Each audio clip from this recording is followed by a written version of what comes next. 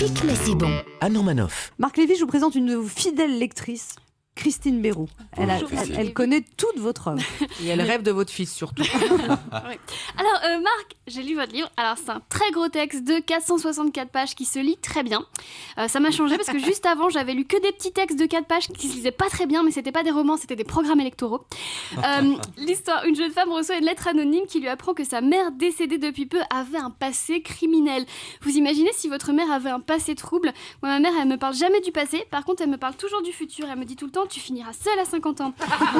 Alors comme toujours Marc Lévy dans cet ouvrage vous alliez arrêtez. Alors vous alliez très bien romance et suspense. Vous faites ça dans la vraie vie? Est-ce que vous êtes le genre d'homme qui mettait 3 jours à répondre à un SMS par exemple? Bah déjà, il met 3 jours à répondre à ta question. C'est ça. C'est exprès. Ah oui, c'est le suspense, c'est ça.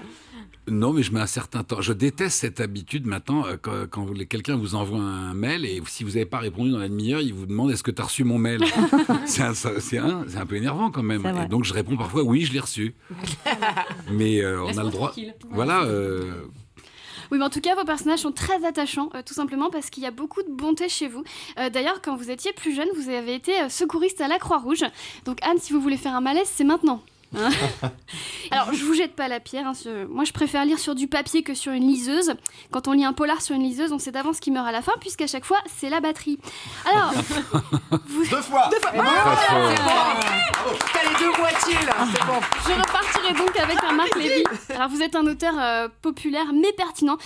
J'adore votre citation. Consommer mieux, ça se décide. Ah non, pardon, ça c'est pas Marc Lévy, c'est Marc Repère. Excusez-moi. Parce que en tout cas, merci parce que vous m'avez sauvé de l'actualité anxiogène pendant 464 pages. C'est vrai, j'étais focalisée sur cette histoire de corbeau et ça m'a fait oublier toutes les histoires de blaireaux.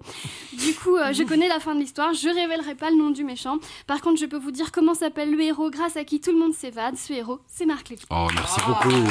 Merci. Europe 1, ça pique mais c'est bon.